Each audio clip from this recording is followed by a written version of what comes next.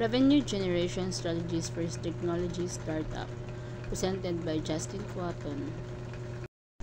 What is revenue? Ito ay kita na nakukuha ng isang negosyo mula sa kanyang operasyon tulad ng pagbebenta ng mga produkto.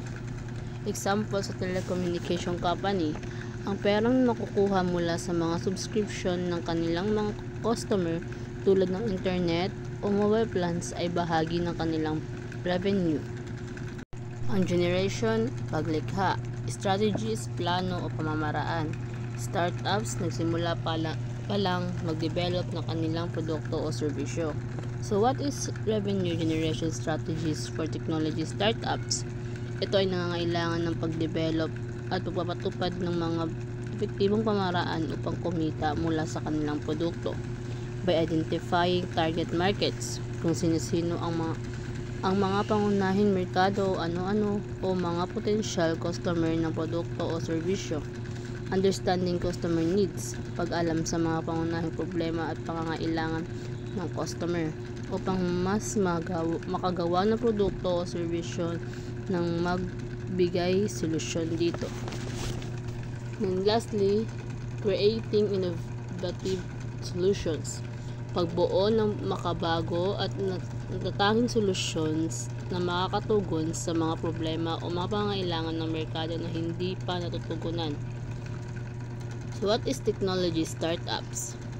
Ay mga bagong negosyo na gumagamit ng bagong teknolohiya upang lumikha ng kakaiba at makakabagong solusyon na maaaring makatugon sa mga pangangailangan ng merkado. Layunin nito mag-commercialize o gawing available ang mga produktong ito ay maaaring magbigay ng bagong oportunidad o solusyon para sa mga gumagamit at negosyo. Key characteristic of a technology startup. Number 1, innovation. Ay tumutukoy sa pagtutok at pagbigay prioridad sa paglikha ng mga makabago at bagong teknolohiya na nag-aalok ng mga bagong solusyon, nagpapabuti ng mga kasalukuyang sistema o nag-introduce ng mga ganap na bagong konsepto sa isang larangan o merkado. Number 2, scalability. Ang isang negosyo, produkto o sistema ay dinisenyo upang mabilis at mahusay na lumago at tumanggap ng dumaraming demand na hindi kinakailangang magdagdag ng malalaking gastos o mapagkukunan. Number 3, risk.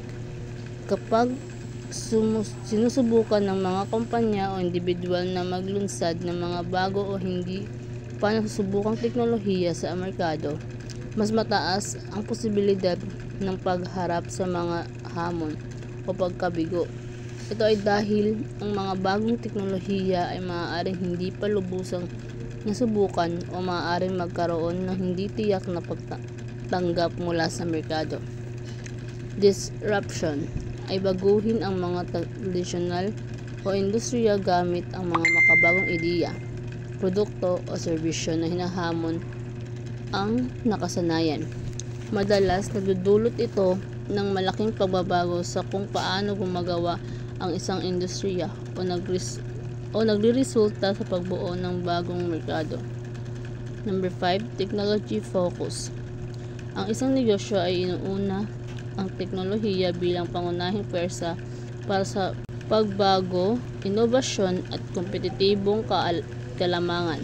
Sa halip na umasa lang sa tradisyonal na pamaraan, ang ganitong uri ng negosyo ay malaki ang puhunan sa mga solusyon teknolohikal upang makabuo ng produkto, maaabot ang mga customer at maging mas epesyente operasyon.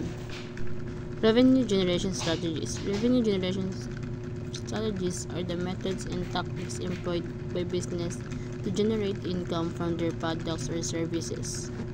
Here are the 7 common revenue generation strategies include: Number 1, direct sales, selling products or service directly to the customer. Number 2, subscriptions, offering access to product or services on a recurring basis. Number 3, Licensing, granting rights to use intellectual property to other business. Number 4, advertising, generating revenue through advertisement displayed on products or platforms. Number 5, freemium, offering a basic version of a product or service for free and charging for premium features or additional services. Number 6, partnerships, collaborating with other business to generate revenue through joint ventures or licensing agreements. Number 7, affiliate marketing, earning commissions for referring customers to other business. Here are the challenges of revenue generations. Number 1, a certain market, new products or services may not be immediately accepted. Number 2, competition, established players might have advantages. Number 3, resource constraints, limited funding and manpower can hinder growth. Conclusion, revenue generation strategies are essential for technology startups to thrive in today's competitive landscape. By carefully considering their target market, understanding customer needs, and leveraging innovative solutions, startups can effectively monetize their offerings and achieve sustainable growth.